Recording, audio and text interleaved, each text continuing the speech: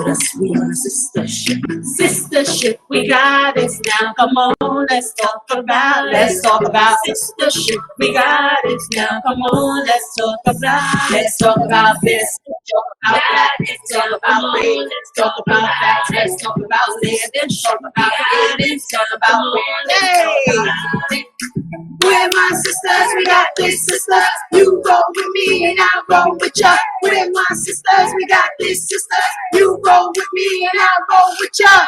Success, oh, sis, we know we on a mission. Hey, help each other get over some things. Build strength, bring change. Cause we've been through the rain. Now it's time to shine like flame. Let's talk about life skills. We building up our quality to right wills. We're not a poverty, love kills. We on a sister ship. We on a sister ship. Was that the remix? Was that the remix?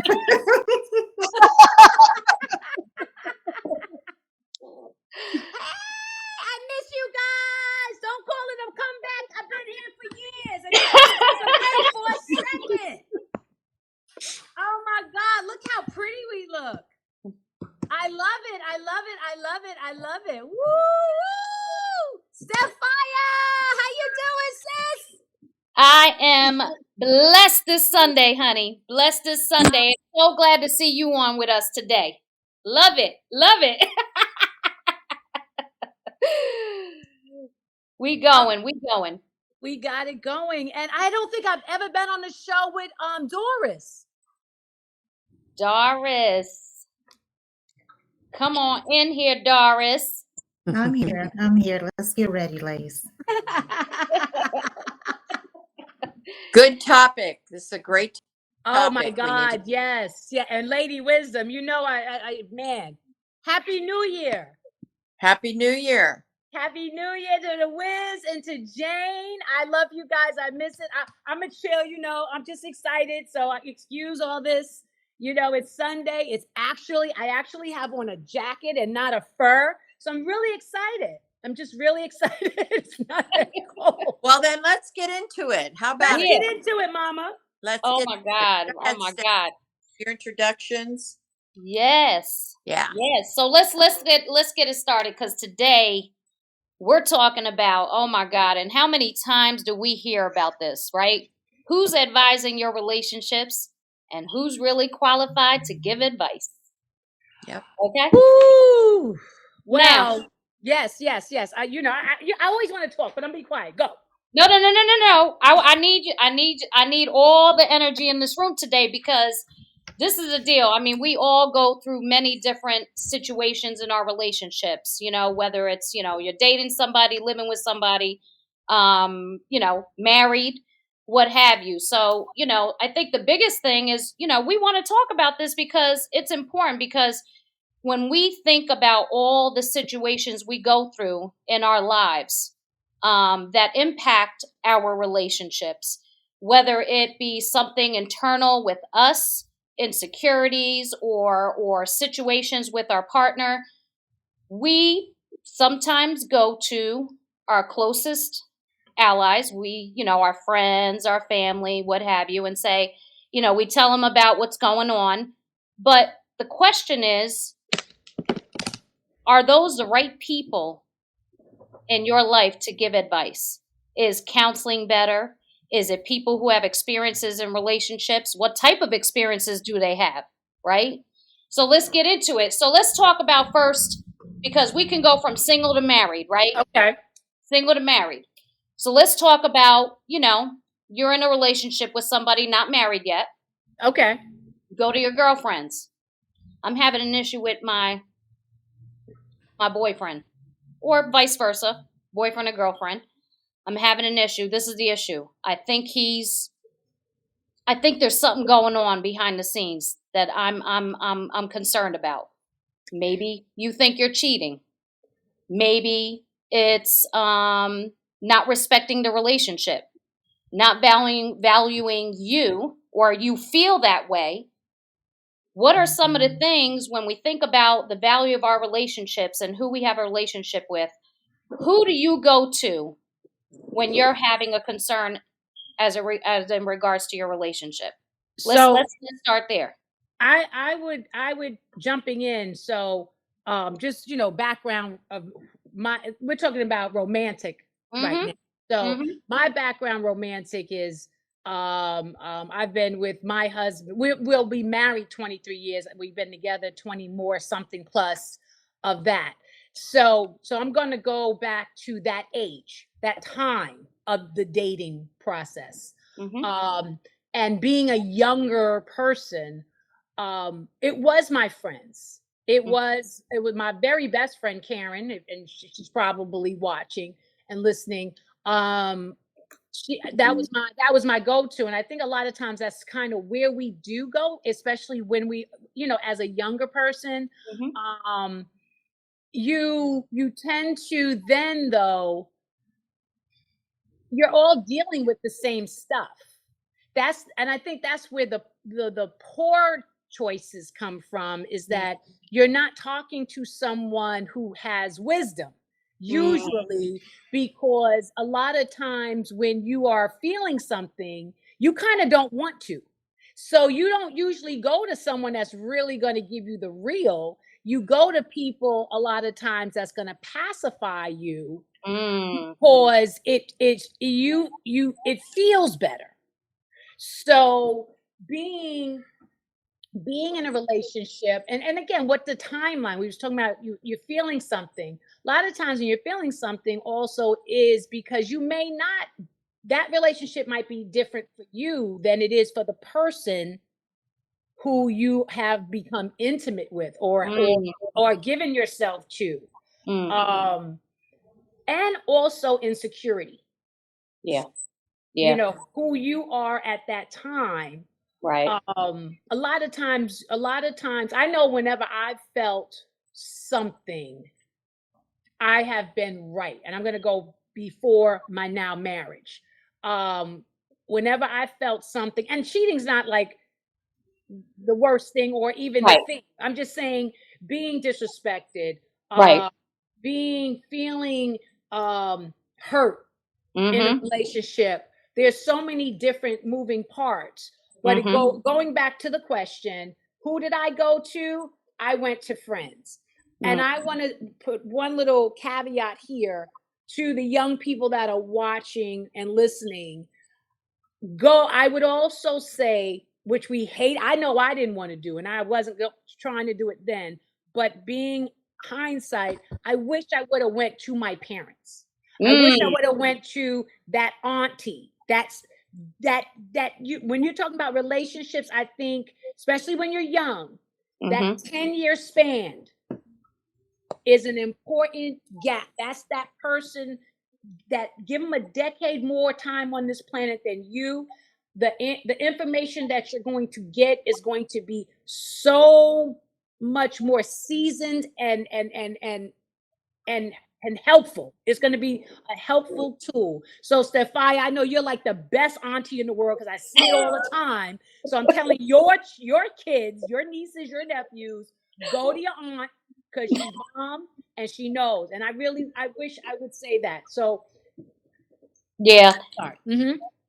And I mean, that's a good point. And I would love, I mean, Doris, going through kind of your relationships and the history that you have in relationships. And, to your point, Tiffany Rowe, I am the auntie, right? And I learned actually from my aunties, because my parents, my dad was very strict. I couldn't even have a relationship until I was like out of high school, although I did, but that's the past. Um, we all have those relationships that were kind of hidden. But I went to my auntie, so that's a good point, because that's exactly how I learned from relationships. Doris, your thoughts on your experiences as a young girl, getting into relationships. Where were you feeling like? How were you feeling as far as the advice was concerned, and where you went? It was like the blind leading the blind. When you're young, Yeah. just like this, what can you tell me if you don't know? We're still doing stupid stuff. But as Mm-hmm. I got older and I felt more Mm-hmm. comfortable, I was able to go to my mother. I can still go to my mother if I need some type of advice. So It's just, when you take advice, you have to censor who you're getting the advice from. We have different relationships with everybody we have a relationship with. I might go to one person for this person for that, because I know that that's where their expertise is, or they make me feel a certain way. But I think after you get comfortable with who you are, you want to know the truth. Don't pacify me. Don't give me a bottle. Tell me the truth and let me work on that. And that's I an love that important. word. I'm sorry. Yeah. I love Pastor, that go word, ahead. censor. Yes. Doris, I really, I like using that, because we don't use, I will say I'm learning at this stage to be more sensitive to my sensory skills, and who I'm allowing in, what their words and their explanations to me have meaning to my movement. For a long time, I allowed noise and I took it in. Yeah. So Intent. that, That's yeah, intent, right? Like, what's their intent. intent? Right. And It that's, I has think, to, Yeah. right? Go ahead, Doris. I'm sorry. and you have to know where is this person coming from. If this person coming from a place of love, are they looking out for me? And so that's a big thing. But I think as you get older, then you know who to pick and choose. You must go to the person that you get drunk with. You're not going to go to them because they're probably not going to give you the best advice. I love that. I love that. I mean, the whole censor, the intent of the individual that's giving you the advice, what type of advice, how much wisdom do they have in the relationship. And the one thing that I challenge, and, I challenge people on when, they speak about their relationships and the challenges they're going through, is personalities are so different in every relationship. Your personality, your husband or your boyfriend or whoever is, your personalities are so different. And someone else who has a relationship that have been through some of these challenges that you're going through, your personality dictates how you're going to manage through that relationship. It's not always going to be 100% the same. And whatever advice you're supplying, there's only pieces of that. Like, I feel like sometimes we just take everything and we run with it, right? We go right to the man or the girl and say, this is how they're managing and that's how I'm going to manage it. And I think too, so going back to the girlfriends and the friends and being of a certain situation. So here we go. Being young. So when you're dating young, and again, I'm going back to my time of dating, there was no Facebook, there was no Instagram. It was South Jamaica, Queens. It was Rochdale Village. It was Linden Boulevard. It was, at the time, New York Boulevard before Guy Brewer. And so you kind of dated in your surroundings, so your friends knew the boyfriend or the girlfriend because we all kind of was in that same situation. And a lot of that became, they're so connected to your relationship, because a lot of times then my girlfriend, if I dated the guy, she dated the guy's friend. That's true. So now you have this collection, and I'm saying this being young, because now let's even take it older. Right. When you are in a relationship and you're building and you're growing, now you have these friendships that are involved with your relationship. So then it's like they have their own agenda, either keep you together or not. Right. Because I've had really good girlfriends who my heart and soul, who didn't want me to continue being in a relationship because that relationship disrupted our Friday night hanging out. So don't let me have a little issue. Do you know what I think? Yep, you're right. I didn't even tell you what I thought. But they have their agenda, not being malice, but just being. Right. Of what that connection is. So when you're moving in these realms, so you might lose out on something that's really great for you, because you let the peanut gallery have such a platform in the decision making of what this can or cannot be. Those attachments. There's attachments. But now, let's say we are broadening our platform of meeting people. Now, I've never been. I have never. And y'all can check, because I know y'all like to do your fact checks, people out there, and I love it. I've never been on a dating site ever. And the reason being, I think because by the time I was in my relationship, I never knew about it. It wasn't something that was popular. But now moving forward, there's these chat rooms on these dating sites about sharing information about your relationship. So I don't know if anyone knows about that. I would love more to know. How is that where now people, or even let's say Facebook, I do know about that, where people like the relationships that it's complicated, or you see something and then now you have this Facebook forum in your relationship. Right. And everybody on Facebook is such a professional, profound people that have so much real clarity into your life. So and again, celebrities deal with that a lot, where the community of the world is now your therapist. What do you think about stuff like that? Sherry, Lady Wisdom, what are your thoughts on that? Because, I think to your point, there's a lot of opinions and thoughts on that, and everybody is an expert in a relationship. And I feel that no one really is an expert on a relationship. That's my opinion. Gotcha. I feel everybody is different, and not everybody is built the same, right? We're all individual people. Lady Wisdom, your thoughts on that? Because going through your experience and the wisdom you have, Lady Wisdom, what are your thoughts as far as, people's opinions and thoughts and just the fact that we are in an environment now where everybody is an expert on relationships? Well, actually, it is just that. Everybody's entitled to an opinion. Everybody's entitled to speak something that they feel, but they need to be mindful of when they're speaking and what they're speaking about. So who we are now, and who we were when we were younger, as T. Rose said, she's been with her husband for more than a lifetime for some people. And so when we learned that maturity makes a difference in how you understand things. So when we're getting advice from people, we're not always getting it from the right people.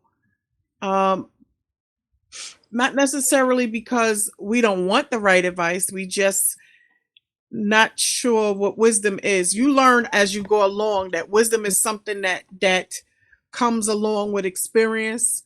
But it is definitely a gift from God. It's not something that you just, walk around with on a note. But for those, I had been in a relationship for over 25 years. What worked for me did not work for someone else, and what worked for someone else did not work for me. But I'm mindful of what I say. So I hear people say, you got bitter Bettys that are out there, and bitter Bettys will You got that right. help you beat your relationship to a pulp because they're so angry and so bitter for something that may have happened with them. So when you're listening to someone tell you, are they telling you because they're trying to advise you, or they're telling you so that they can be heard? So there's times when we're hearing people speak and they're looking for validation for who they are, or what they've experienced, or they want to be heard because they may not have been heard. So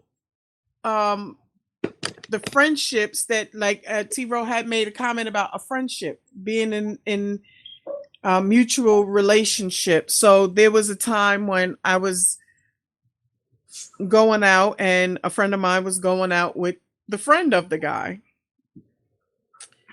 And in it, it was as if she just needed somebody there. I was just kind of like a seat filler, not necessarily her wanting the relationship to work out with me, because in her mind, who I am is different than who she is, but she wanted better than I had. So some people are not your friends when they're giving you advice either. Yeah. Yeah. No. Right. That, When that they what do the people That say? part. That part. Yeah. Because let me tell you, because then you like, wait. I know it's Sunday. Can I say certain things? Okay. So you be telling your friends, right? Yeah. He was. Yeah. Man, I'm not sure.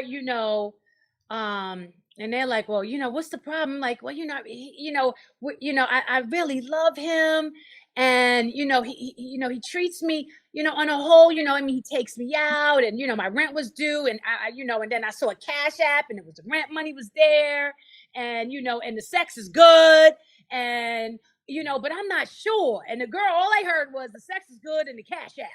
And so now they're like, well, I don't know, girl, because if you don't feel good about that, that might not be for you. No. While they're like over here on the inbox, what are the DMs, right? That's what the young people DMs. on the DM talking about. So you got to be mindful, because a lot of times people do want what you have. Yes.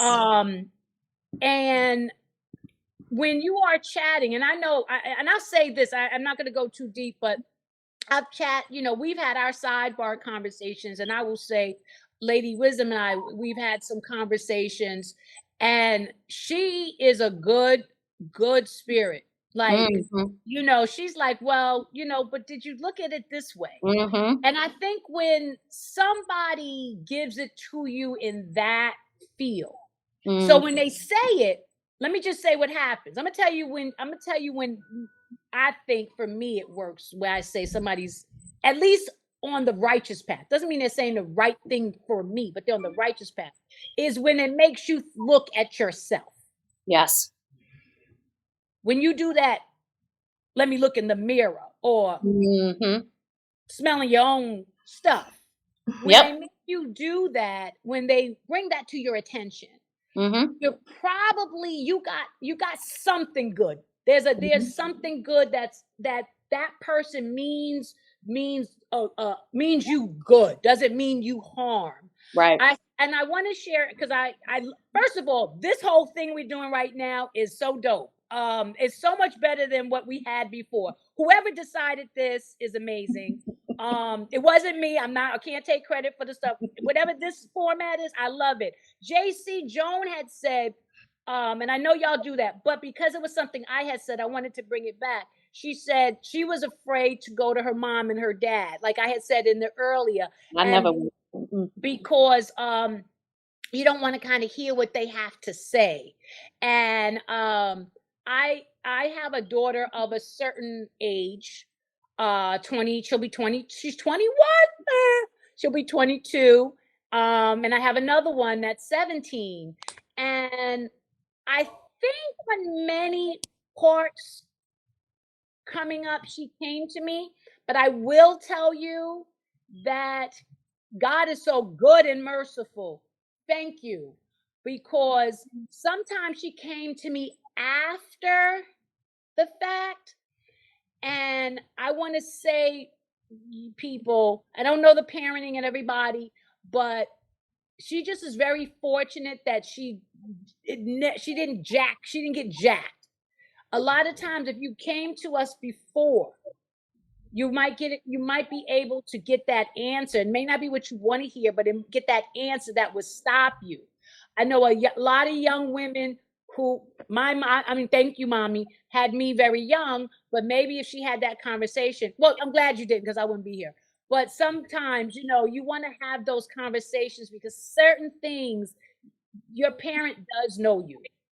So, but I get it, the fear of going to, and I'd like to, if we can talk about that a little bit. And I know Jane has her sons, that fear Yep. of a child coming to you. How can we as those people in young people's lives, and I say the parent, I also say the auntie, because I meant that too, auntie, uncles, but sometimes it's maybe that embarrassment or that fear. What can we do so that comfort space is there, parent, and then Yep. not what, I don't know, what anything.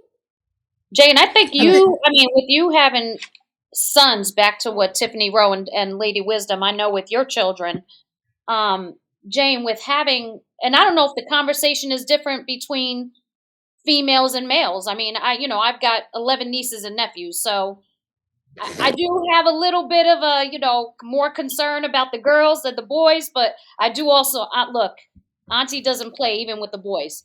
But Jane, with you, with having boys and daughter-in-laws, what are, when they do they come to you, or what do you feel as far as how engaged you are in those conversations, if those conversations are open with you?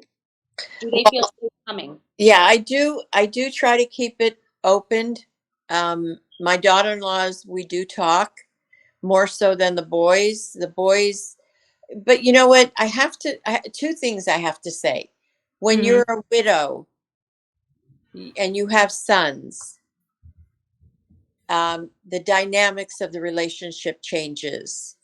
And it changes because culturally, being a big Italian family, it's about protecting the mom now. Now, the conversation I've had with my sons is, well, what if I had died?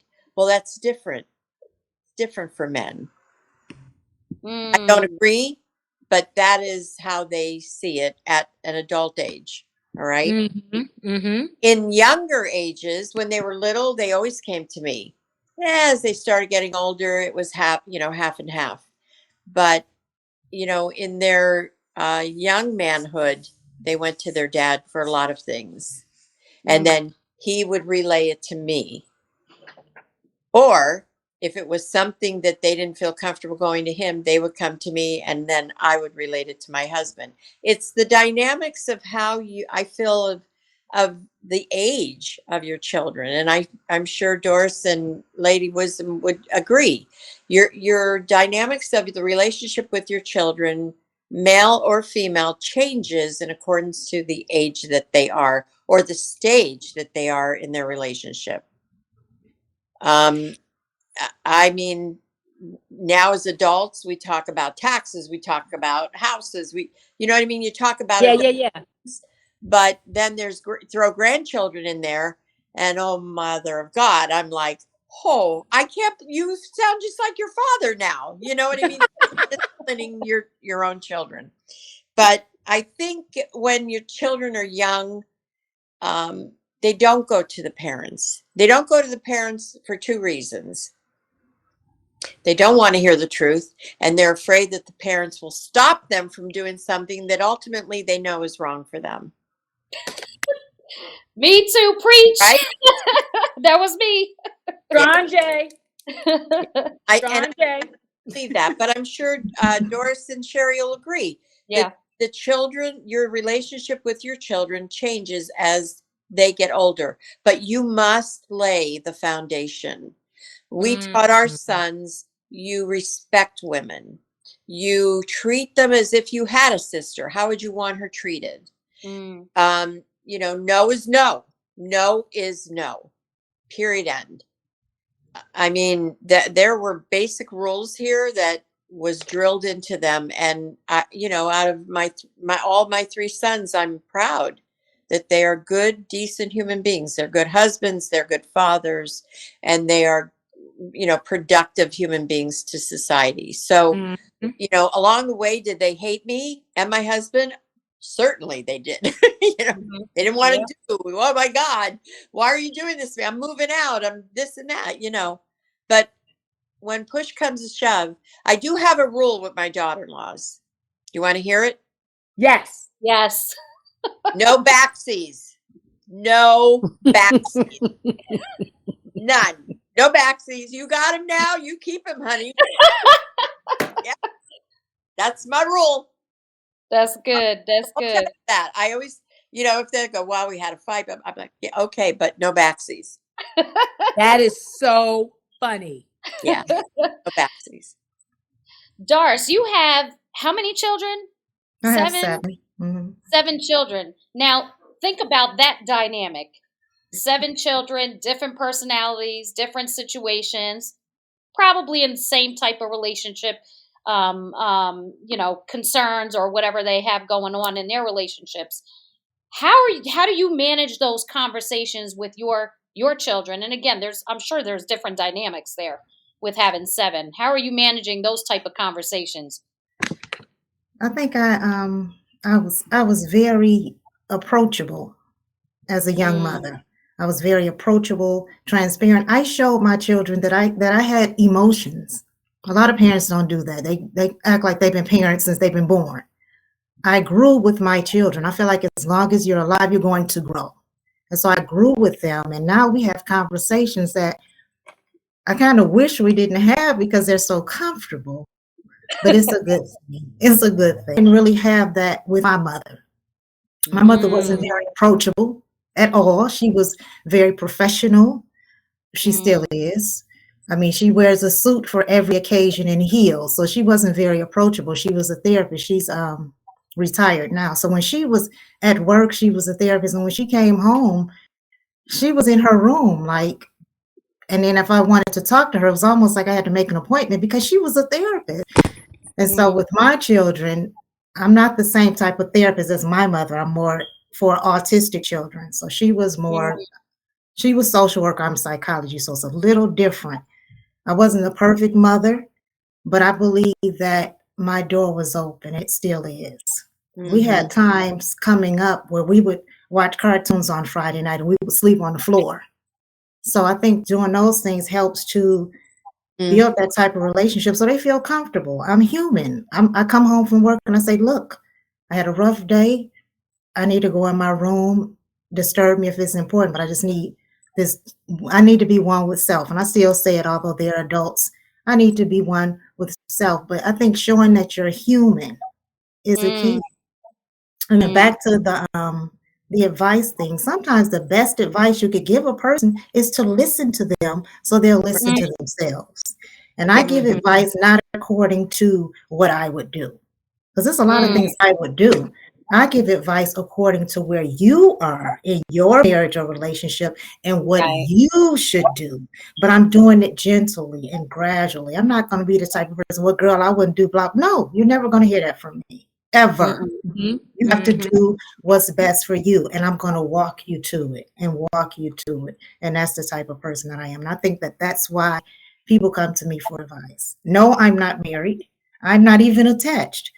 But I think that I've made myself approachable and that I can get you to where you're trying to go. I know I talk a lot of stuff on Facebook for those of you who follow me, but at the end of We the love day, your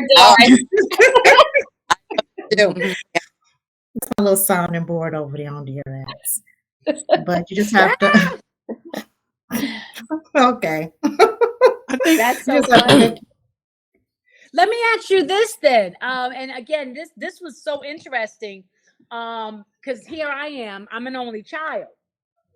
So thinking about relationships and you have your children have siblings. That conversation, again, for those who do have siblings and those who have a larger base of a foundational family, do the advice on relationships, do you feel you go back and forth to your siblings or to that cousin family member that's very tight? Is how does that work? Or also maybe even adding for Doris, had your children seen maybe the older siblings relationship and has made decisions and they're moving how they move about in relationships based on that? That's a toughie because 4 of my, so they're right there together. the younger one may be Mhm. older than the older one. It's like they're right there together. So I don't know if I can. Yeah. I think Go ahead, I have Maria. a lot. I have a lot of siblings. Mm-hmm. A lot. Um, but the one thing that everybody has in common is that we need to be mindful of the examples that we get in front of us. Right? So while we're listening, while we're looking or searching or maybe not sure about something that we're going through or experiencing or may soon to experience or have had to experience, I pay attention to what you do. So I'm going to be mindful of how you, okay, so with my children, the one thing I made very clear with my children was I could only deal with the truth. And the reason I deal with the truth is because I could defend it. I can only defend the truth. I could fight for the truth. I can defend the truth because it's the truth. Lies, on the other hand, the hardest thing about a lie is that you got to remember who you told it to, what lie you told them, and how it snowballs. Right. Like it's kind of like, so with my children, what I always wanted to have with them is an open rapport. Like, I need you to be able to come to me no matter what's going on in your life. I'd rather you come to me after you've made some rough decisions or poor decisions or the worst decisions you feel in your life are the worst decisions ever. But know that no matter what your decision was at that time, I support you because I'd rather you come home than be out in the street and getting the advice out there. I had to give my little brother this when he's raising his son. I said to my brother, I said, listen, you need to make sure you discipline your child at home so the streets don't have to do it. Now, just because you've been in a relationship for 80 years, 50 years, 30 years, doesn't mean that how you kept your relationship will work for me. Right? I have 2 daughters and I have a son. They are all young adults. There was a point where I'm sure when I said no to something, because the one thing I didn't sugarcoat, my lips are never full with sugar. So I don't coat anything, not for people that are outside my home, let alone the people that were raised in my home. My son comes to me and my daughters come to me. They limit what they come to me for. But I realized that my relationship with their father was the biggest example of a relationship and the dynamics of a relationship. Right? So I don't believe I could teach my son how to be a man, but I could teach him how to treat a woman. Right? So I had to keep that in mind. I have these young mothers around me that want to say, I'm mommy and daddy, and I could teach my son how to be a man. Wrong. It's important that you have strong male figures around, whether it's their grandfather, their uncles, their dads. But don't try to take on a role that's truly not yours. Think about what you're saying. I had a long-term relationship with my ex-husband. I've experienced divorce. I don't condone divorce. I don't think our marriage wasn't set up for divorce. But the Bible teaches us that when the heart is already hardened, you got to let it go, because nothing I say or do is going to change that person's feelings for me, right? So sometimes we try to get something from somebody because we expect them to be us. Well, I expect you to do this, that, and the third. I expected you to say this, and I expected that. That's the problem. We put expectations on it. Teach your children that I'm your parent first. I'm a woman first and foremost is what I teach my daughters. I'm a woman. But I'm not superhuman. I've had some good experiences, some bad experiences. The longest relationship I've ever been in was with their father. I didn't badmouth him even when we broke up. It ended poorly. I'm gonna leave it that way. But I didn't badmouth him because he was my choice. We suffer. We deal with consequences for every choice we make. World, y'all need to know that we deal with the consequences, and the one thing that we deal with is knowing that consequences may not be what we'd like. Right? Yeah. So Yeah, I had yeah, to tell. I had to have my oldest daughter said to me, "Mom, I don't know why this is so hard for you. You've taught me and my sister and my brother to be strong. But when it comes to you and what you're experiencing, you seem to struggle with it. I didn't want you to experience what I experienced, is why I teach you to be strong, but not so strong that you don't come to me." Right? Right. You want your children to have such a good rapport with you. I have the kind of relationship with my children that my children send their adult friends to me. You want somebody to help you with that? Talk to my mom. Mm. Mm. So I don't sugarcoat my lips, but I do Fenty coat them. So let me put some Fenty on. Um, I'm curious about something, because we're talking about the parents, kind of informing or, working with their children through their relationships, right? We got some single mothers on here. right. Let's go the other way. I want to say something too. I think the brothership, first Sundays of the month, I think Yes. the brothership, I would like to hear them discuss the feeling of women saying they are the dads and the mom. I'd like to hear that process, how that process is for the brothership. It's so wonderful that we have that opportunity. And I think another piece, because we're talking about who do we go to, and Lady Wisdom mentioned about divorce, and obviously there's a lot of biblical conversations in reference to that. And I would like to, is it acceptable then to be able to go to your ministers and your pastors? So we have these, let's say you grew up where you're not supposed to have sex till you're married, or you're not supposed to get a divorce, and all these the rules that we hear. And I don't, and again, I always tell you, honest to God, I don't know scripture verbatim to say, because I'll read a scripture that tells me something, and then when I read two more numbers down, it starts to wave back into something that I think that feels maybe better for me or understanding.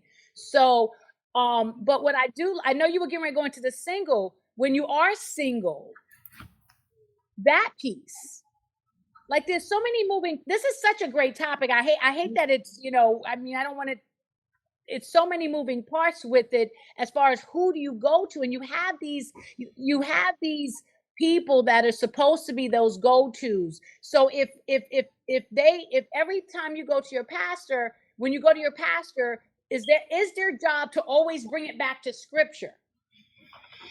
And does that really work? Yeah. So I guess, well, it depends, right? Yeah. With scripture, right? You could be, I think the one thing that people forget is that your pastor, your apostle, your preacher, your bishop, rabbi, your imam, whomever you have faith with, they're human. There's human parts to them. Yep. So what they do when they're coming to you, are they necessarily coming to you from the spiritual man? Or are they speaking to you from their human man? The one that has had some experience, right? Doris is a psychologist, and I'm sure Doris hears this. I'd rather speak to somebody that's been through some things rather than somebody that's just opened a book. Yeah, but for what? Doris, I'm sure Doris, when you counsel, that's a great question, Sherry, because looking to Doris for this answer, you're a human, you're a woman, you're a single mom, and you're a psychologist. So when someone comes to you, who's really qualified to give that advice? you, because that's one of the questions was in the dialogue, right? Who is really qualified? Mhm. Does it depend on the situation, the person coming? How do you sift through that, I guess, or navigate through that when you have someone in front of you asking, who do I go to for this? Okay, I have to cut you off. I am for autistic children. That is my Oh, specialty. okay. So that's my specialty. But on a personal level, you have to Mhm. go to the person that you know has your best interest at heart, the person that knows you. And you go to the person that's going to handle you. You have to be honest with yourself. Do you want to know the truth? Do you want to be coddled? Do you want that pacifier? Do you Right. want that special blanket? Or do you want to know the truth? And then we go to people depending on their delivery. You can say anything in this world to anybody in this world, but it's all in how you deliver. And so that's Right. really important. So if Right. you go to somebody that's, like, for instance, with my mother, she was kind of cold. I always used to say that her Yeah. heart ran on batteries. Like, you just got to go in there and change them sometimes. But now it's different. She's older. But when you talk to her, she's compassionate. She's not going to just shoot you down. You have to go to people that'll do that for you. And it's not about her pampering me, because she'll say, because she knows me. Like you said, she knows me, so she knows how to handle me. And we need to go to people that know how to handle us. I actually recently, I've been on a quest. I've been on a self-love quest, and some healing quests. So thank you, Doris. My 2 words, I always have my takeaway. If people don't know, when I'm on Sistahship, we do Sundays. I'm actually getting my free therapy. I don't know about everybody else. So I write down my work. Delivery and sensors. I love that. Thank you. So I actually I traveled with some people that I do know, but in that travel, I've been meeting other women that I did not know prior to. However, what I will say in that is that all of the people that I've been traveling with, they're at a frequency of being open to the healing and open to the information. Mm. So that being said, I found myself that, and even with the sistership, putting myself in a very vulnerable state, but walking in feeling I'm in a safe space. I think when you get to a certain point, you can kind of tell you're in a safe space to have this dialogue. And the sharing, and these are women, a lot of women that don't know me. They'd have to have Googled me to really know me. They don't even, it's not like this where we've broken bread. And I would say, when you are around like frequencied people, I won't even say like minded, because you kind of sometimes want to hear different approaches. So the mind might not be in that same journey, but like frequency, where I want to see the best for you because I want to see the best for myself. And when I've put some information out in that forum, and I have to say, on a whole, I was receiving not everything that was comfortable, but definitely I was receiving pieces that elevated my thoughts, my Thoughts. sensories, my sensories to be, again, and I'll go back to Lady Wisdom, where I'm putting that reflection on me. Like when you say, well, they need to know. No, I need to know. I started doing that piece, but getting advice from this core, where your mind is, this core where it's kind of a little bit elevated than who you are, that core. And sometimes, going back to what we discussed earlier, it may not be the spiritual guider Mm. who has, could you imagine, like, you're let's say married now. I'm trying, you're married, and the pastor that married you, there's churches, and we all know churches that everybody in the church is breaking up. Well, You know what I'm saying? So then it's like that situation there doesn't seem like that is the person you should be getting advice from. And then do they have a scorecard to try to keep you together? Because the more marriages they can keep together, the better their situation looks. Right. They may not be giving you accurate information. Right. Same thing, maybe a therapist. You know, not all, but again, when you start going into, I think, places where maybe there's a business attachment to the success, then you might be talking to someone that has more of a monetary relationship on why this should make sense than not. They're invested for a certain reason, right? Or season. Or season.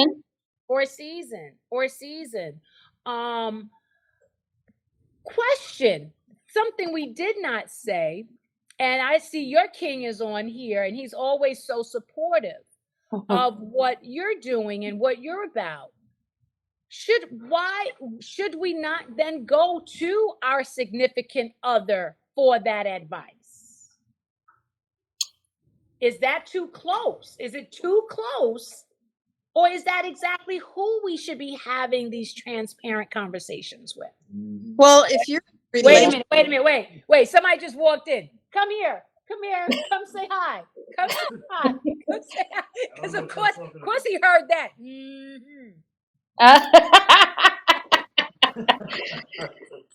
There goes that log relationship as well. But I think it's so this is the deal. At the end of the day, you have to have a very open dialogue with your significant other. I'm going to say when somebody comes to me, and let me take it back to people giving advice and who's, qualified to give it. I'm not qualified to give anybody any advice other than tell you need to know what you want in your relationship. Who are you? What do you want? What are you looking for in a relationship? You have to know thyself. I always say that you got to know what you want. There's nothing I can tell you about your relationship, and you could tell me everything under the sun. There's nothing I could tell you about your relationship unless you look within yourself on what you want and expect out of your relationship. Because if you're not getting that, you have your answer. I don't need to tell you that. And I've been through experiences. I have 3 sisters, all younger than me. And I've been through experiences with all of them. And, when I got involved in one situation, which honestly, I was ready to put them down under the earth. I said, you know what? You keep going back to that situation. There's nothing more I could tell you. I love you, but I got to love you from a distance because I can't tell you what to do in your relationship if you accept certain things. You have to know what you want, you personally want. I'm not going to give you advice. I'm just going to tell you, I'm going to come back to you and I'm going to say, well, what do you want? What are you looking for? Don't look for advice from me. But now going back to your significant other, whatever's going on in your relationship, whatever challenges you feel are there, whatever, concerns you have, you should be vocalizing them in your relationship because at the end of the day, it's between the two of you. It's nobody else's relationship but you two. Married or, whatever. I say married because, my husband and I've been married, it's going to be 10 years, but we've been together 21 years. You have to have open dialogue with your significant other so that there's that back and forth on where some of your opportunities are. And there's a way to kind of have those conversations where people don't feel slighted or offended or whatever the case may be. It has to be in a very calm manner and have those discussions. You should be having conversations with your significant other because outside of that, nobody else can solve your relationship but you. You know what? I want to say yes. Everybody who's on the chat and Mama C, I love you. I miss you. I really do. I want Sapphire, who is fire. I love your calm approach to how. Oh, this is the Italian in me. Clutch my pearls, love. We should have transparency in our conversation with a calm monotone voice. When you be like, look. All right, no. And that's real talk, because it's so funny. So Sean and I, again, because I was in Ghana, so I'm woke now, right? That's what happens when people go somewhere.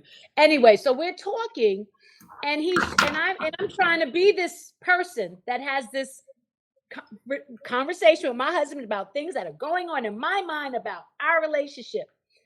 And he says, like, remember that time? And I was like, I'll just make something up. So he asked me a question, whatever the question is. And he said, and I said, well, Tiffany, it looks like it's going to rain. And you were like, no, it's not going to rain. It's not going to rain. It looks nice outside. Da, da, da. And I looked at him have this conversation about me. And I said, wait a minute. I didn't respond to you that way. But perception is way more important than the reality. So when you're having these, going to your significant other for that, your relationship, and who should you talk to about your relationship, and it's so good that you're able to talk to your significant other about your relationship.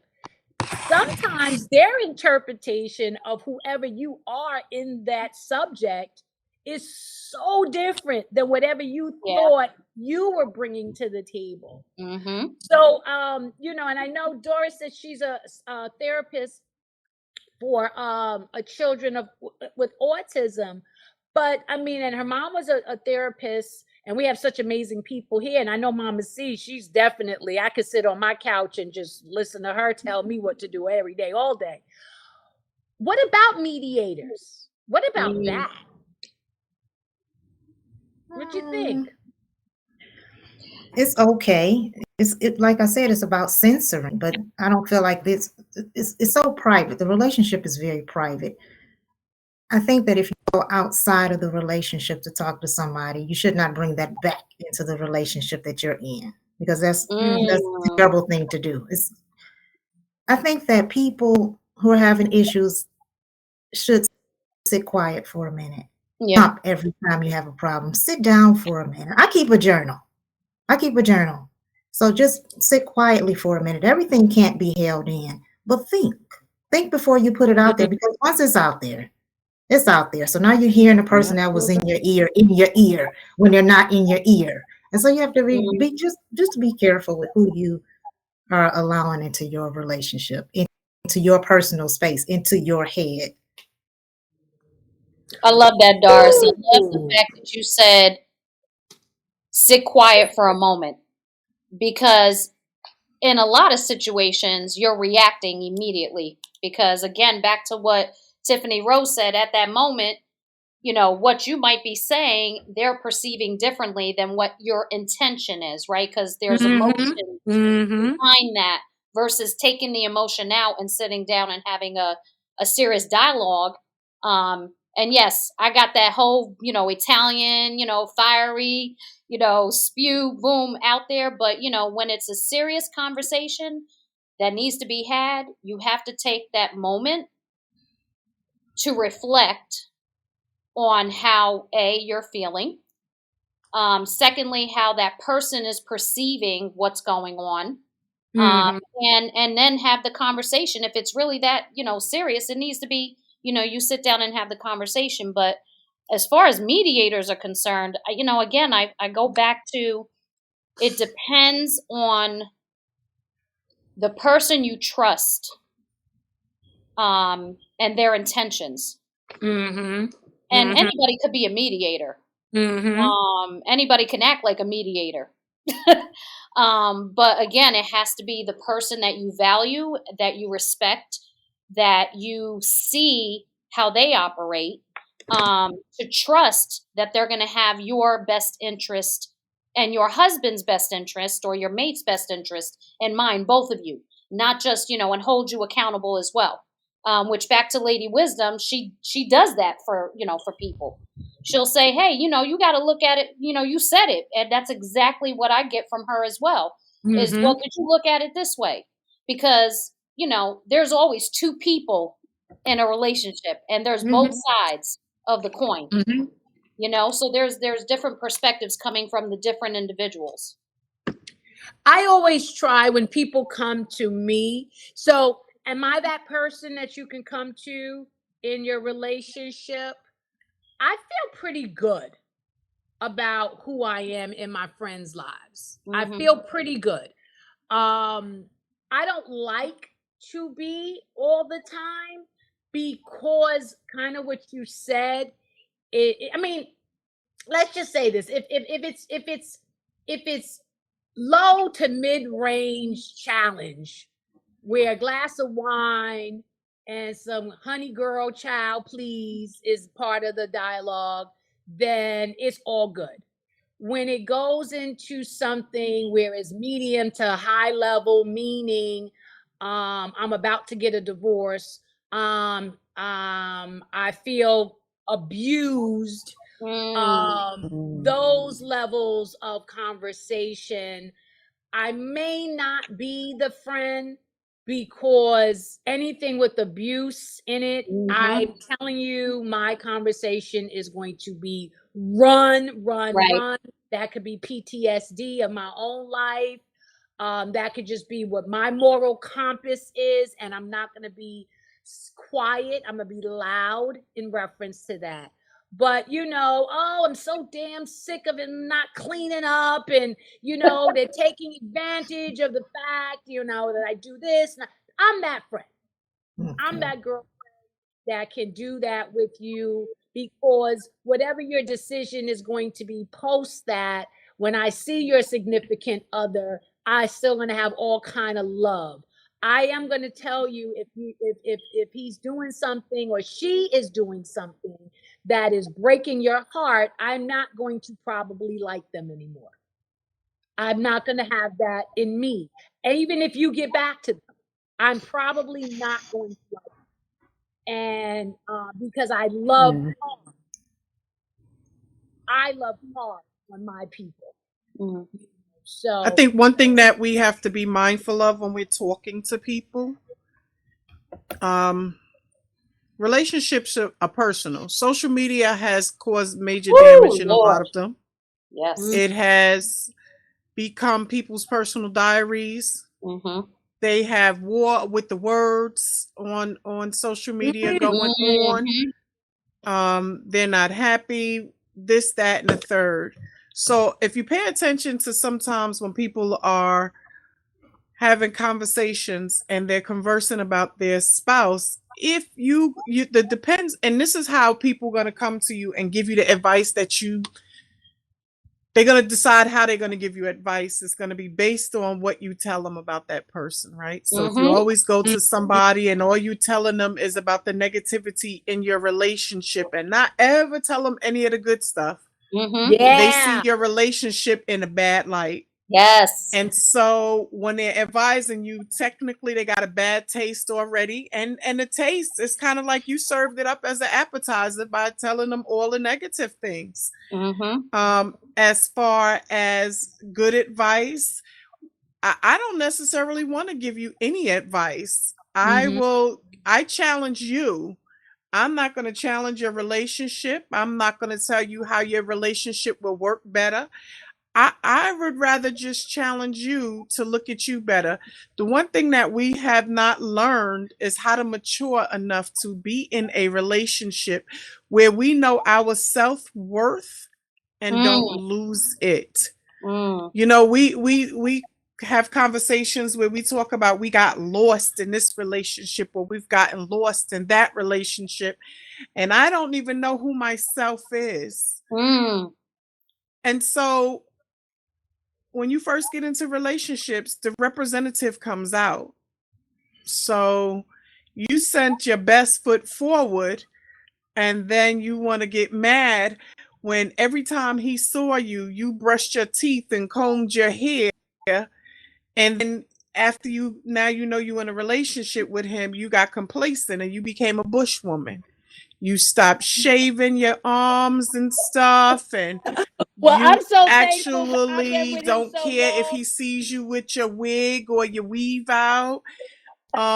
You don't necessarily put on makeup anymore, and you don't smell good all the time, right? So it's kind of like,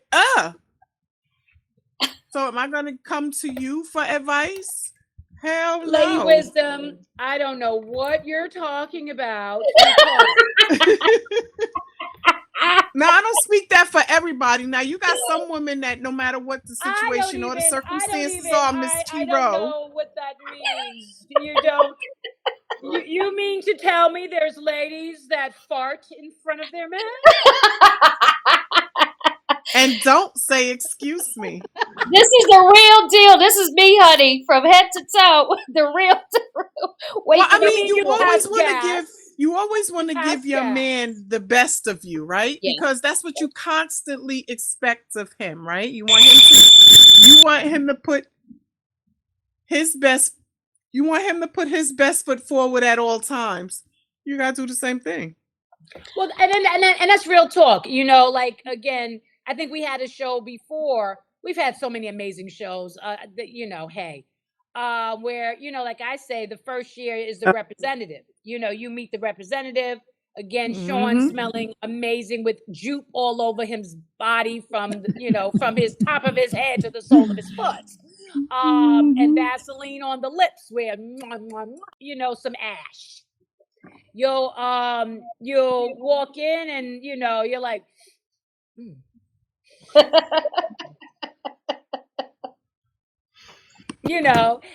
and so the relationship has, I guess, that's elevation. However, that being said, being true to yourself, you kick the jewel, you kicked the real jewel. Challenge you. I wrote it down. Challenge to look at yourself, your self-worth. So when you are getting advice from people, and they're your friend, and if your friend is doing the same thing you're doing, that might not be, meaning their self-worth is at the same level as yours. Let's say that. You know what I mean? And that's okay. That's not judgment. Please, that ain't judgment, because it's not. It really is not. Again, elevating who you have that dialogue with, and again having that elevation with someone who's going to challenge you. And I like that. Challenge you to look at yourself. And Doris stated journaling. Do you know, when I listen to like the reunion shows of these housewives shows, and then they talk later and they say, when I see myself back, oh yeah, when I start to realize what I'm doing wrong, or what I'm embarrassed about something. And so since we don't have a camera following us everywhere in the world, journaling your day, journaling your conversations, journaling the things that have happened.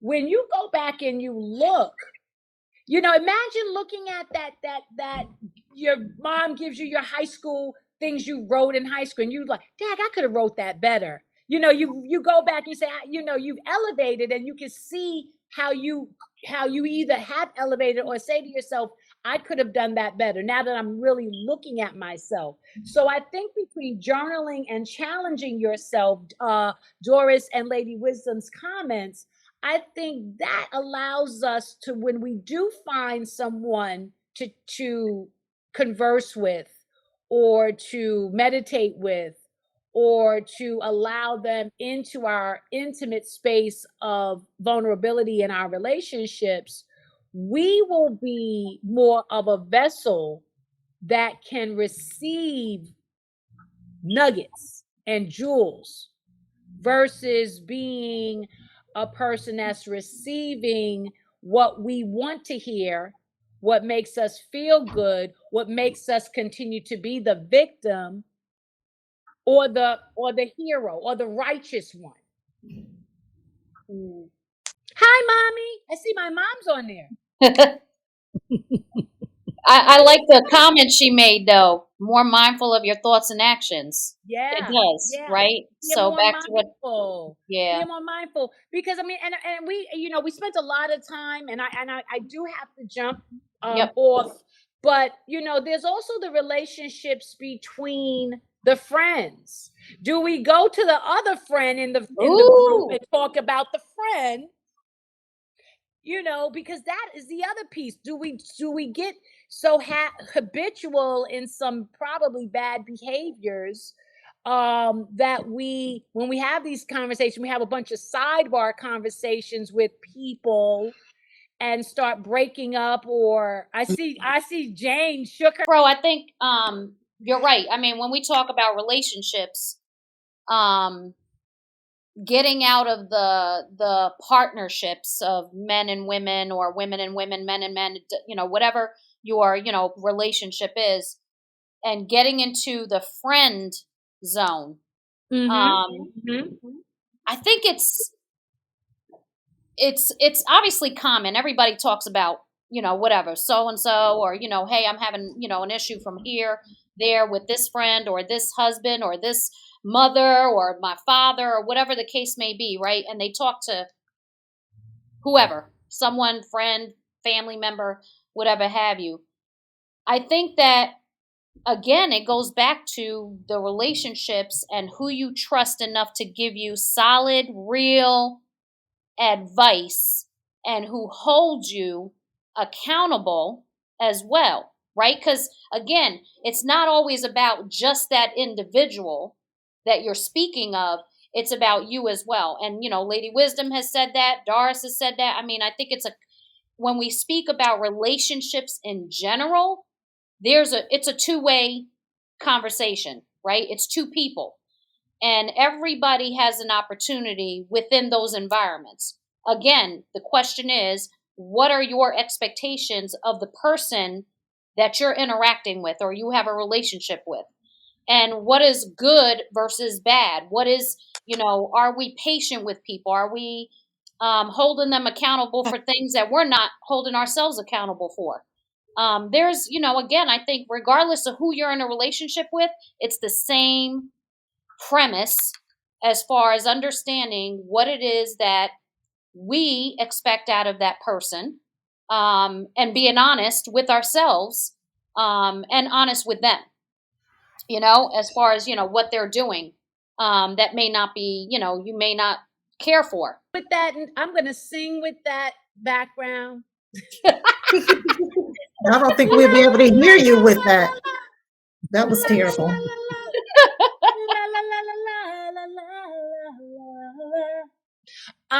That being said, I want to hear, but I have to run. Yep. We have some nice weather. We lost so many days because we had the ice storm, and I have some people that want to buy homes. So I love you guys. I'm going to try to click on, but I know we're going to be, I don't know if the timing will hit me back on, Yeah. but I will do my best. I love you guys. Sistahship, I miss Happy New Year to everyone I hadn't seen. Relationships, I just say, yo, mind your business. That's plain and simple right there. Tough Tiffany Rowe, thank you so much. We'll see you soon. We'll see you soon. But back to what she said. I mean, I found that, again, when we talk about relationships, what are your thoughts? I mean, when you speak about friendships, outside of, your partnerships with, boyfriend, girlfriend, husband, whatever, wife, what are your thoughts on that as far as advice is concerned with your friends? You're going through a challenge with one of your girlfriends or one of your, male friends. Do you have a conversation with another friend about it? I think you have to be careful of who you choose to go to. Mm-hmm. I think sometimes, as to piggyback on, I don't know if Doris or Sherry said it, sometimes those friends can sabotage your very relationship Mm-hmm. that you're having. Mm-hmm. So I think you need to be very, very careful who you bring into that fold. And also, what if your partner doesn't feel there is a problem and you do? Then that's when counseling.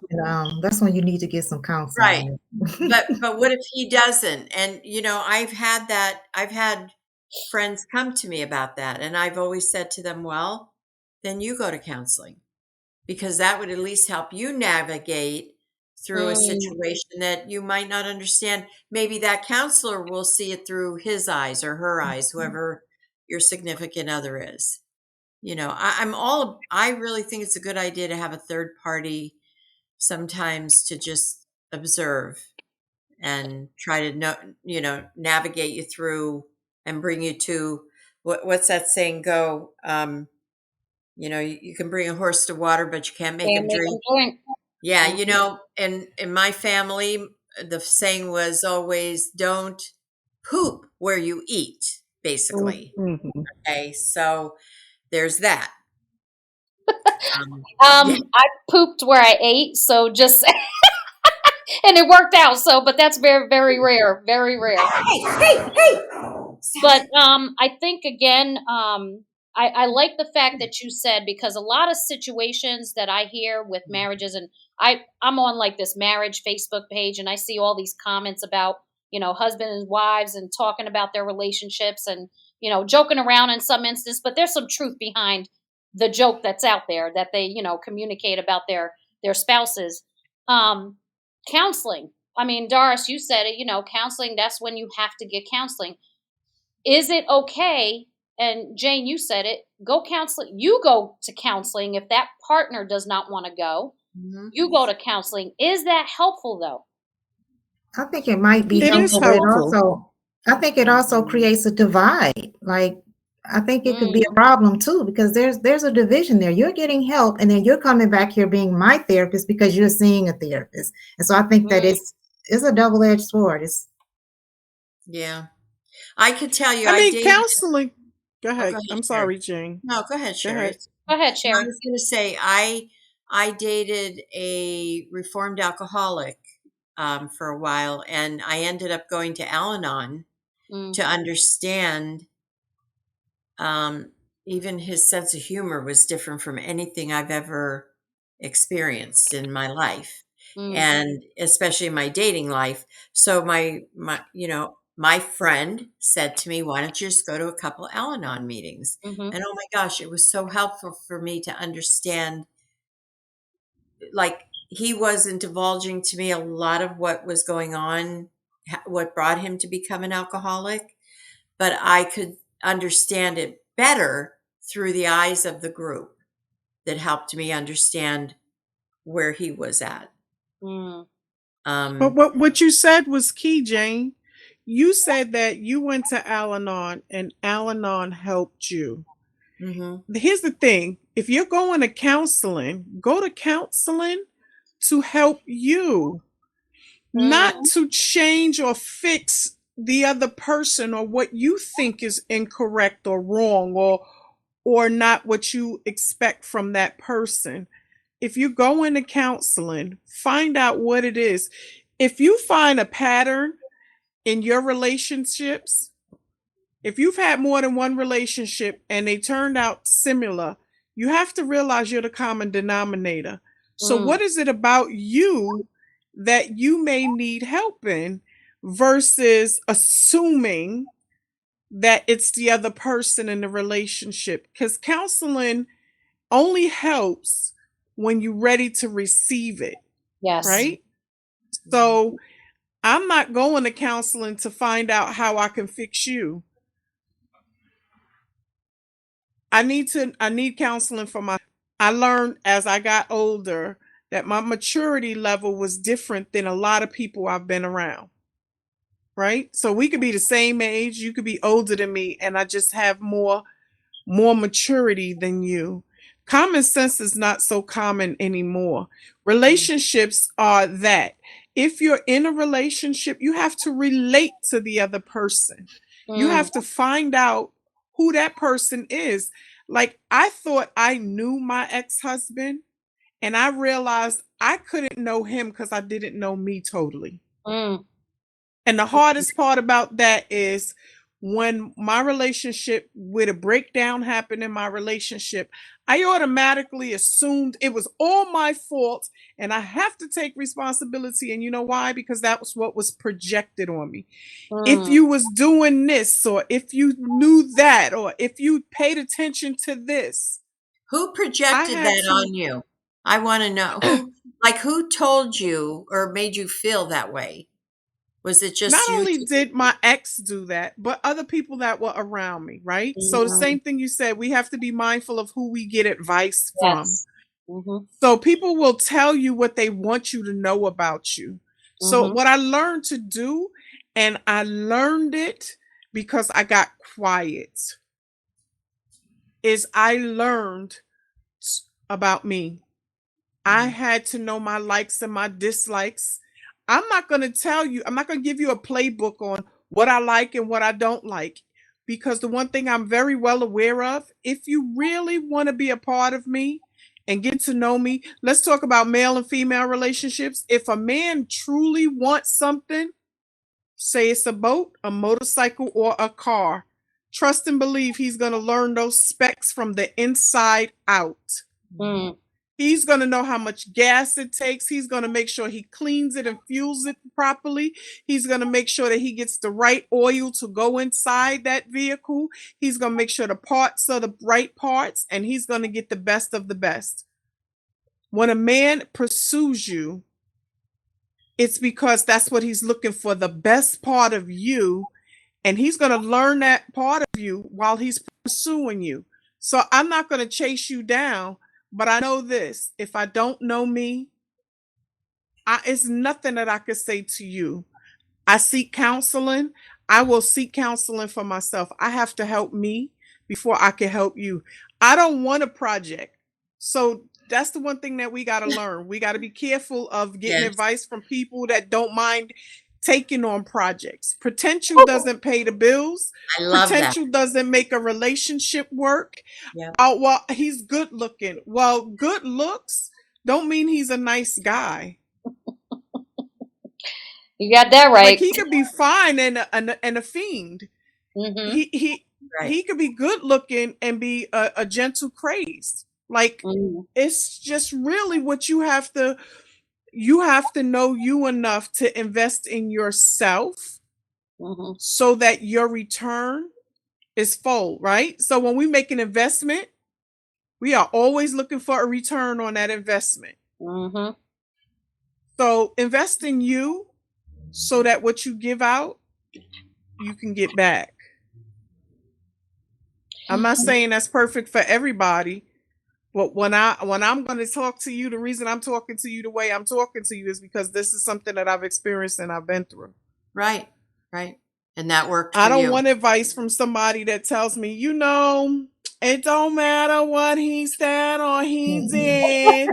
It's all your fault. Girl, do you? Yeah. I'm not taking the blame anymore. I have to take responsibility and accountability for Sherry. And I want the man that God has for me to be accountable and responsible for himself as well. So I need maturity. So we got to be careful of what we out there, what we give to the universe. Y'all do know that we get some of that stuff back. Yes. Like those women that say, I don't need a man. Ugh. Be careful what you put out in the universe. Be very, very careful what you put out in the universe. The universe will answer you. I know people from experience. I've known them for over 40 years. And I've heard them say it since I was a young girl. I don't need a man. I could take care of myself. I don't need a man. I used to always say to them, be careful what you say. And in the last 40 years or so, they have not had a man of their own and not had a man. Nobody wants to end up alone. Yeah. Nobody. That's a good point. And going back to what you said, Sherry, as far as yourself, your first relationship is with you. Your first relationship is with you. Absolutely. What do you all think about? So there are people that say write a list, right? There's people that advised write a list of what you want in a relationship. Go down that list and figure out what it is that you're looking for in a relationship. Should it be looking for what you want to feel, what you need, versus just saying, here's the assets, like, oh, he got to look a certain way. He's got to have an X amount of bank account. He's got to boom, boom, boom, boom, boom. I think there's a lot of disconnect in how people view what they're looking for from, because I've heard, I had a girlfriend of mine say, I got a list of things that I want that I'll accept. Are they doing a disservice to themselves? I would say so in a lot of cases. I think that you're looking for something that you're not willing to give. So it gives you the right. You have to be willing to give what it is that you want. And somebody that's dealing with a full deck of cards is not going to go for somebody that's just looking for what's on that list. 9 times out of 10, you're not going to get everything that's on that list because you're creating this picture of perfection and it does not exist. Yes. Yeah. And I have a list and I tossed out my list. So there's something that I know from experience. Thank you, Doris. Thank you, Doris. I mean, you also, I mean, it's okay to set boundaries, right? But he could have all of the material. You got to know the balance, right? Because like you said, there's some people that are looking for cars and jewelry and the material things. He could be a rich asshole.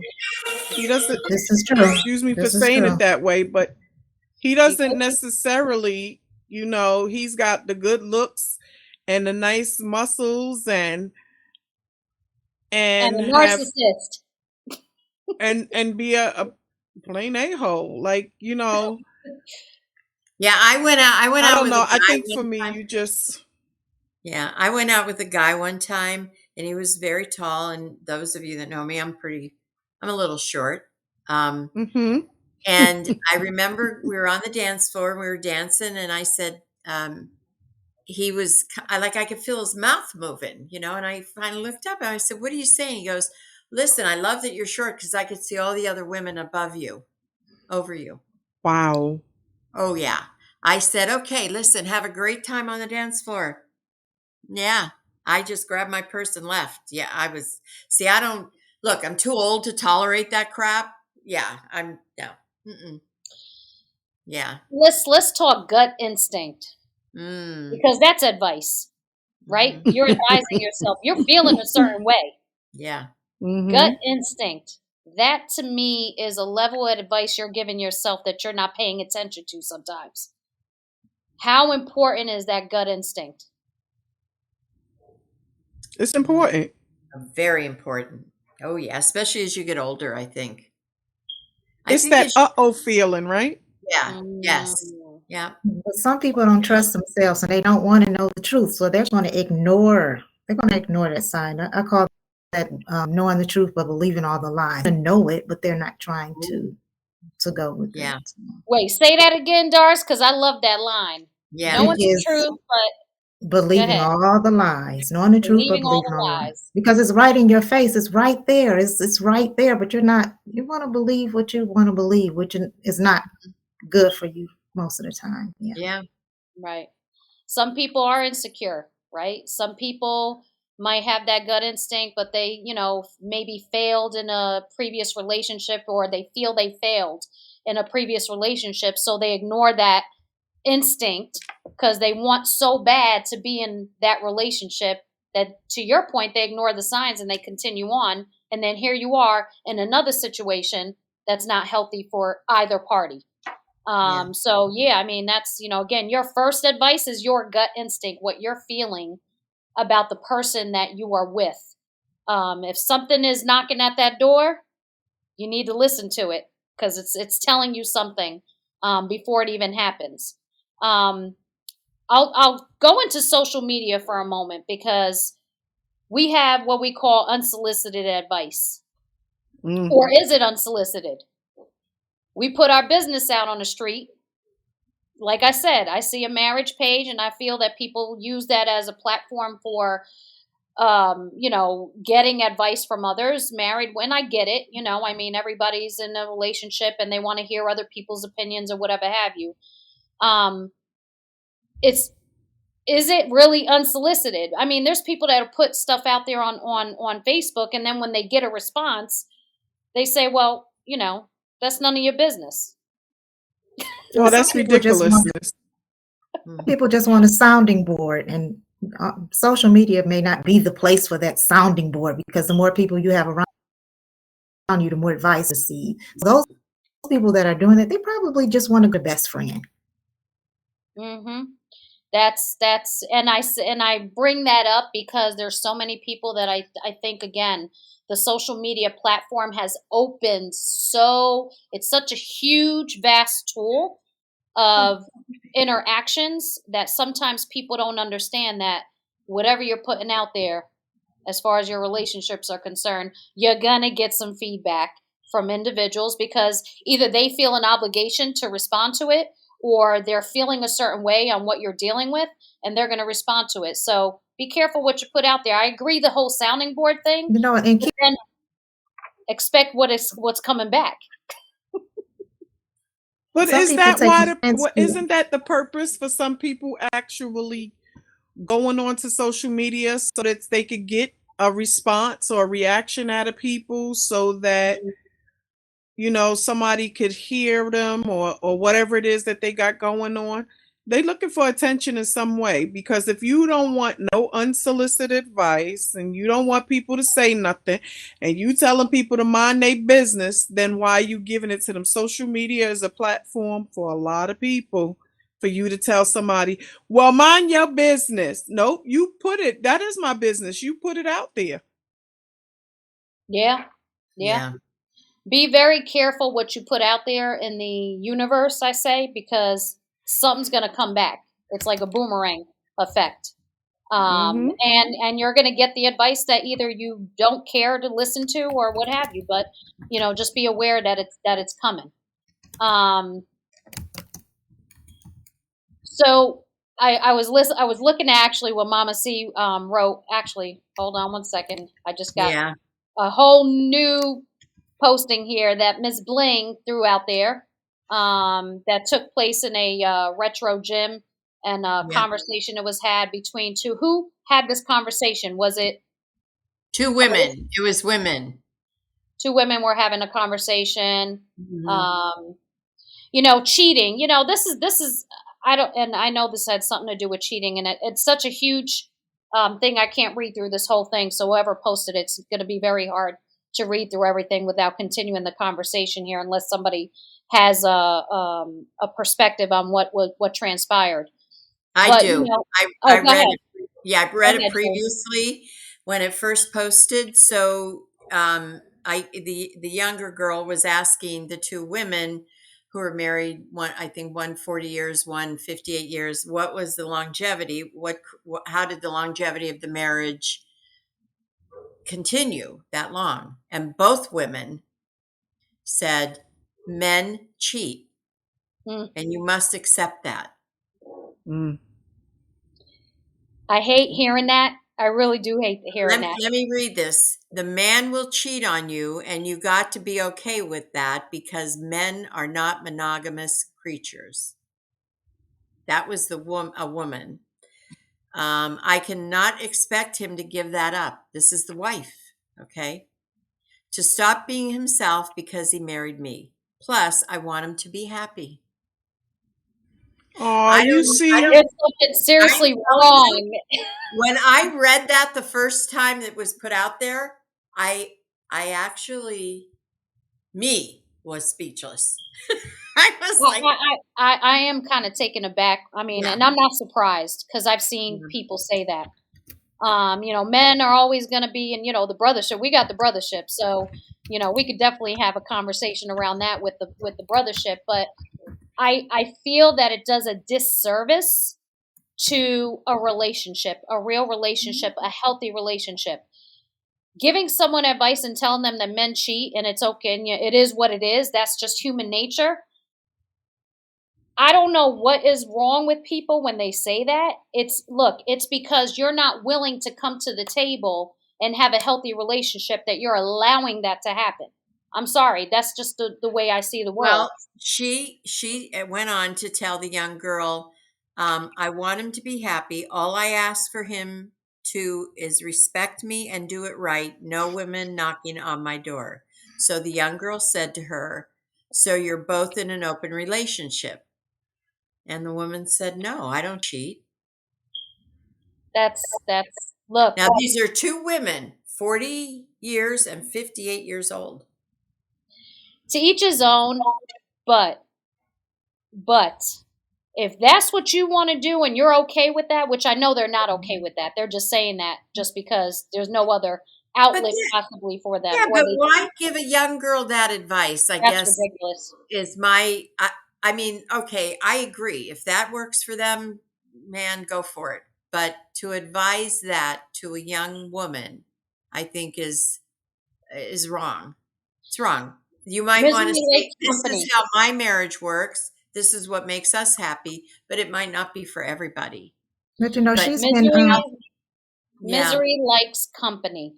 You know, but to tell her this is just the way it is, men are not monogamous, I don't believe that.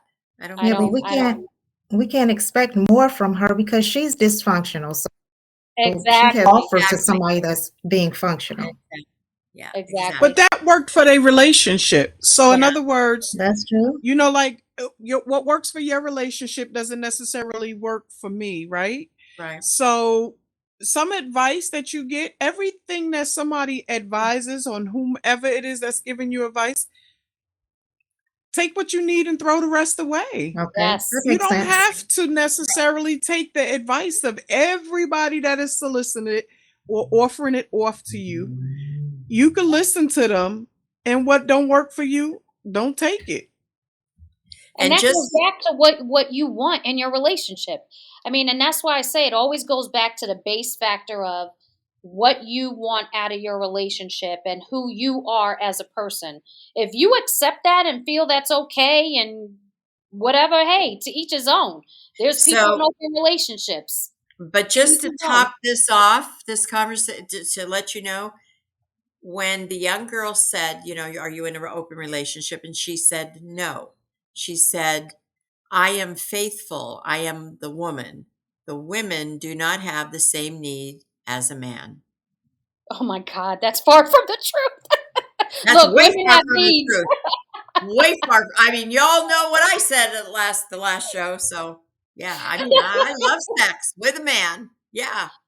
So, you know, it's pretty sad that, and you're right, Lady Wisdom. I think to your point, you take what is for you and you leave the rest, right? You throw the rest out. And again, in any advice that people give, you take what is for you and you leave the rest, because not everybody is fit the same. We don't fit in the same puzzle. We all have our own, you know, wants and desires and experiences and needs and what have you, and you know what we want out of relationships. And again, it goes back to getting advice from people. Take it with a grain of salt, because at the end of the day, what you need to do is figure out what you want, who you are as an individual, and what your relationship is with you before you try to get into a relationship with somebody else. Because if you're not true to your needs, that person that you're involved with is not going to be true to your needs either. You have to be true to your needs. Right. Right. But you know, there's a difference between needs and wants, right? Yeah. True. Exactly right. True. But wants are not going to be for the long term. I don't believe that wants is going to get you longevity. Yeah. You think that's going to get us longevity? Wants versus needs? I think that, you know, again, my perspective, your needs are going to give you longevity. Your wants are not going to get you there. I mean, you need to build a foundation in a relationship, no matter what kind of relationship, friendship, marriage, parents, children. You must have some kind of solid foundation to build upon.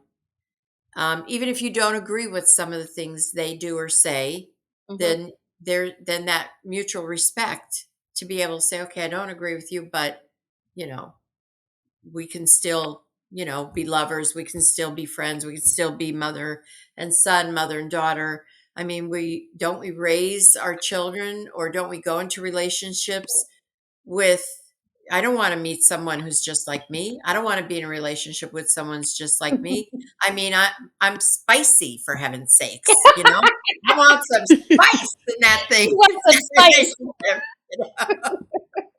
Doris too. Look at her. She's smiling because she wants a little spice in her life too. I know Lady Wisdom wants some spice in her life. Come on, we all want some spice in our life. Come on. Yeah, What do we do? I mean, the thing is this. I believe that at some point in time, we all want a companion. Companionship is beautiful. Yes, I agree. Yep. We may even want it to go further than just companionship. We may at some point want to have a full-fledged relationship. It's just that we are in a different place. Like right now, I believe that because we're older and we're more experienced and more mature, there's things that we won't tolerate, put up with. We set our boundaries and our standards, and it makes a difference for us. Yeah. Now, when you're advising somebody, advise them to look at them. Get to challenge them to learn about them, their likes and their dislikes. You got a lot of people that don't like to be in their own company. I will go sit in a restaurant and have me some breakfast, lunch, or dinner on my own. I will go to the movies. I'll go shopping and do all kinds of things on my own. I'll go to museums and so forth. Yeah. The reason I'm able to do that is because I don't mind being with me. Right? Me too. So we have to learn to teach those that are watching us and those that are listening to us that it's okay to be you at all times. And you don't have to settle for less, because I'd rather have a whole, healthy, mature man than a broken piece of man in my life.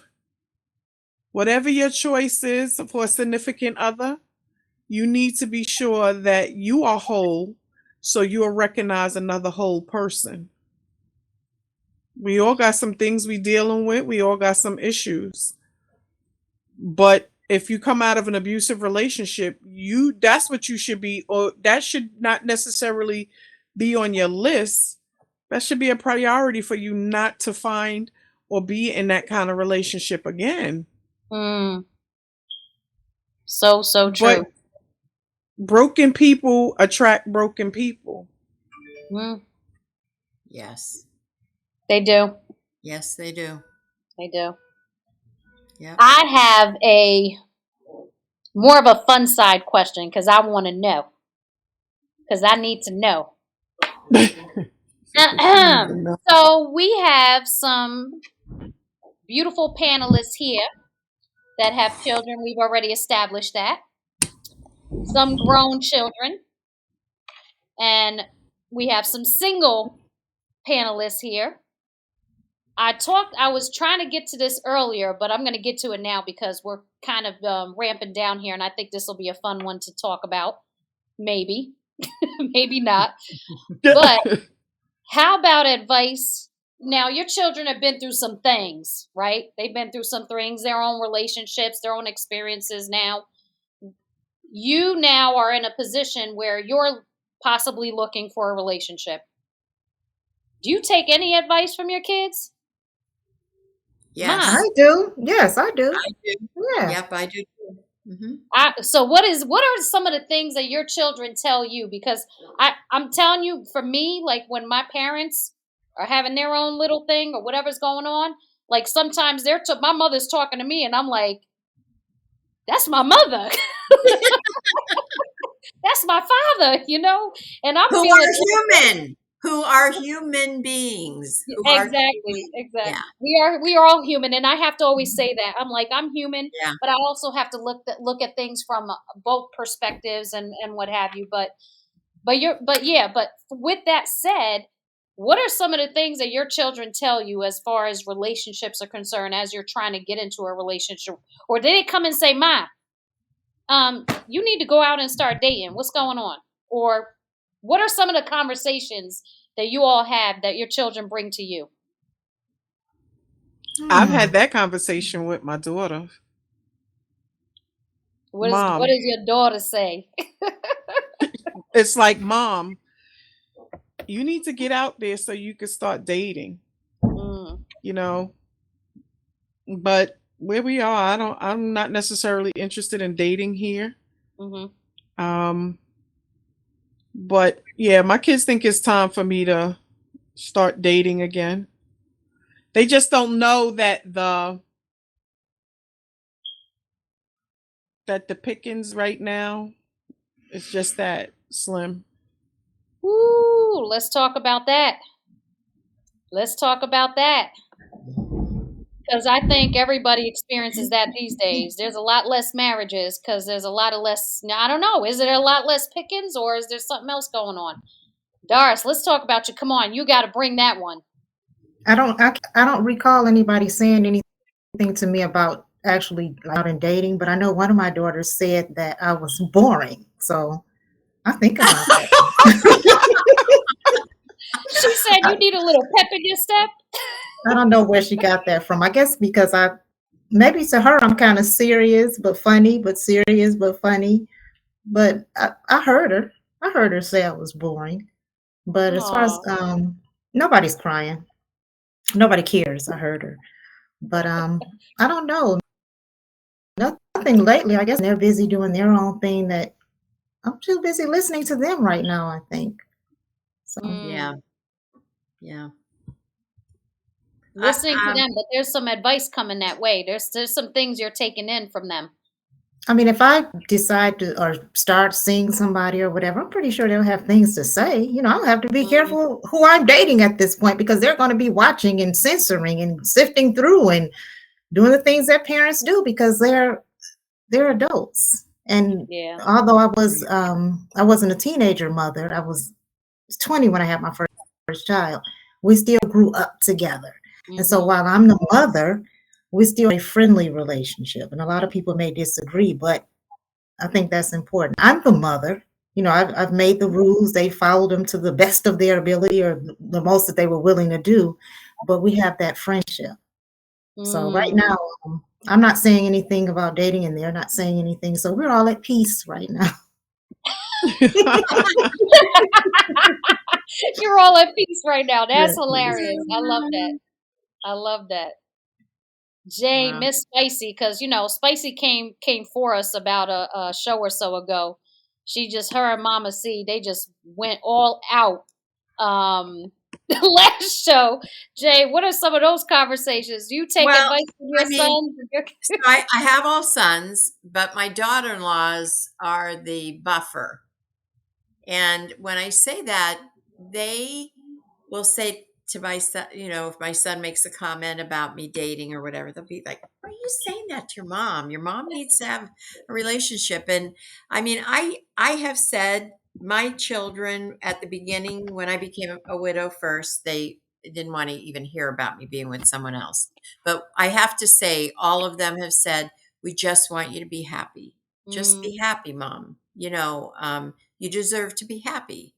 And I was a young widow. I was 50. I just turned 50, and um, I have to say though, I'm still very married in my heart to my husband. mm, So there's that, and I am going to therapy in regard to it. But I do like to date. I like to go out and have fun. I like to hike. I like to cross country ski. I like to bowl. I like to have dinner and just talk. I like all those things. And I mean, I'm soon going to be hitting the 70 mark. And I'm finding a lot of men my age just want to kind of like watch TV and Like they're not active enough for me. Mm. So you need a younger man. Well, my dear friend, she said that to me, and I said, "Oh, I don't know about that. I really don't want to ruin him for all the other women that come along after me."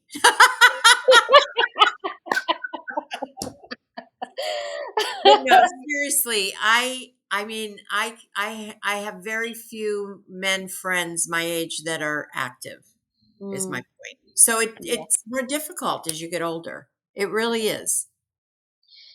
It Well, really I is. have to say, ladies, it has been a pleasure on today's show. I mean, all the insights and the wisdom and the conversation about relationships and advice and who's Yeah. qualified to give it. There was a lot of great pieces of information that came through today. The dynamics of relationships and the emotions and everything that comes with it, and how you operate in the environment with those around you. But I guess, the biggest message is really knowing self. Um, I'll go around the room real quickly, like last bit of advice on relationships. Who's qualified to give it? What are your last minute thoughts, Doris? I don't know. One thing we didn't touch upon is talking to people who want advice that don't want advice. But Mm. I Mm. don't know. I don't know. I can't answer. Let's move along. Well, I think that goes back to the Facebook posts and people that want advice but don't really necessarily want it. But that's another show. We could definitely It get into is. that one. Yeah. Definitely can get into that one because that's a whole. We will step into that one. I think that Um, like I said before, people need to be quiet first because we react off of our emotions. So just be quiet for a minute, sit quiet with yourself, and then be rational when you explain mm, your situation, and be rational when you choose that you want to explain your situation to. Mhm. and that's the advice of Doris Johnson. Everything Doris. Moving on. Thank you, Doris. And Lady Wisdom, what do you got for us? What's your last minute advice? I just think people just need to be conscious of where they solicit advice. Mm. As for myself, I'm grateful to get to know me, and I think that people need to get to know themselves. Mhm. For relationships, what works for one relationship may not work for the other. Mm-hmm. What looks good to you because they might be wearing it well doesn't necessarily mean it's going to look good on you. So be mindful where you seek your relationship advice, whom you feel comfortable enough to go to for advice. And sometimes just get alone. You don't necessarily need somebody to come to you Mm.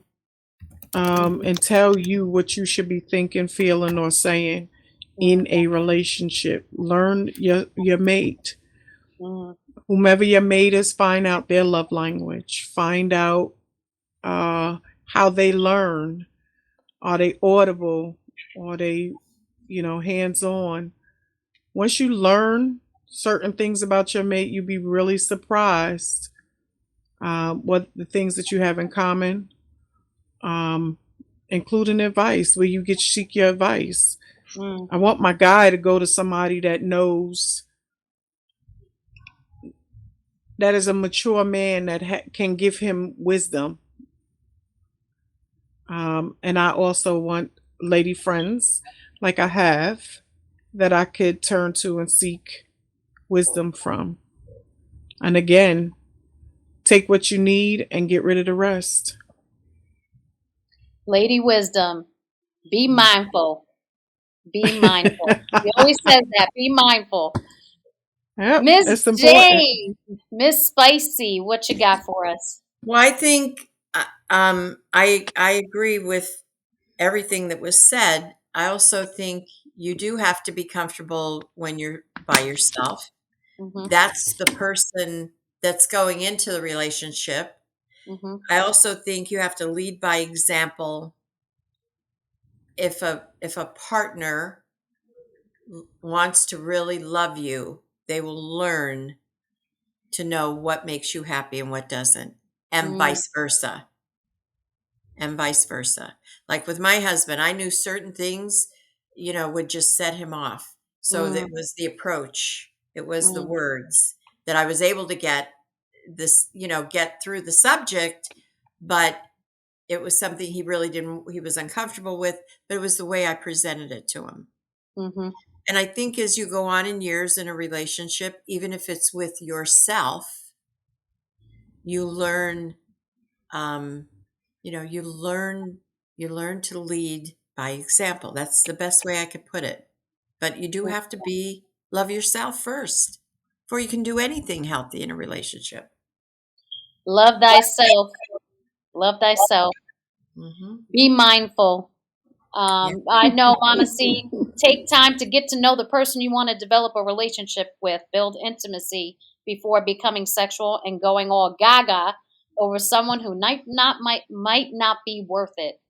Mm-hmm. And that's coming from Mama C.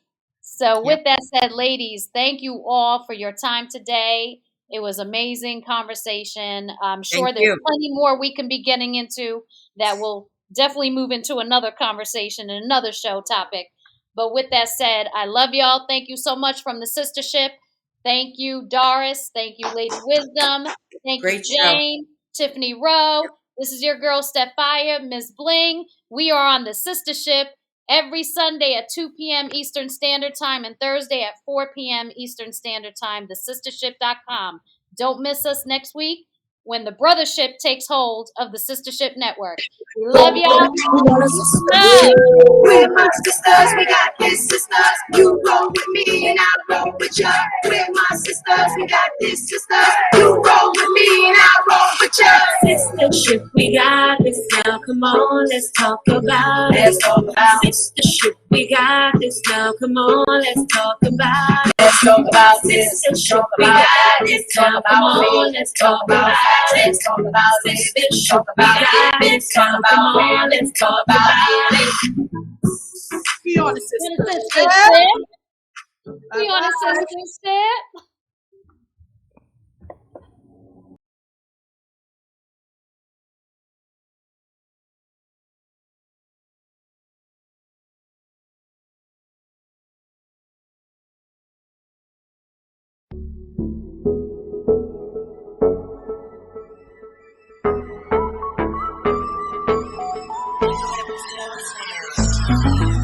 Yeah, we on a Sistahship. Come with us, we on a Sistahship. Yeah, we on a Sistahship. Roll with us, we on a Sistahship. Sistahship, we got this now. Come on, let's talk about it. Sistahship, we got this now. Come on, let's talk about it. Sistahship, we got this now. Come on, let's talk about it. Sistahship, we got this now. Come on, let's talk about it. We're my sisters, we got this, sisters. You roll with me and I roll with ya. We're my sisters, we got this, sisters. You roll with me and I roll with ya. Substance, sis, you know we on a mission, no games. Help each other get over some things, build strength, bring change. Cause we been through the rain, now it's time to shine like bling. Let's talk about life skills. We building up our quality to right wills. We rolling out of poverty, love heals. So we become the prodigy of how a Sistahship could be a really hot commodity. Stand together, we united, hold hands, support each other dreams and our plans, doing everything we can. Come on.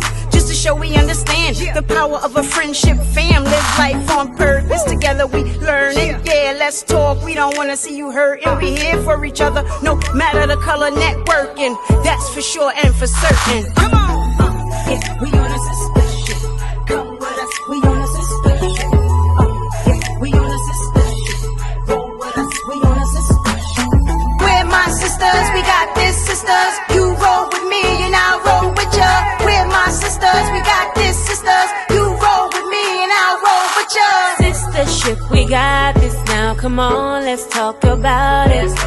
Sistahship, we got this now. Come on, let's talk about it. Sistership, we got this now. Come on, let's talk about it. Sistership, we got this now. Come on, let's talk about it.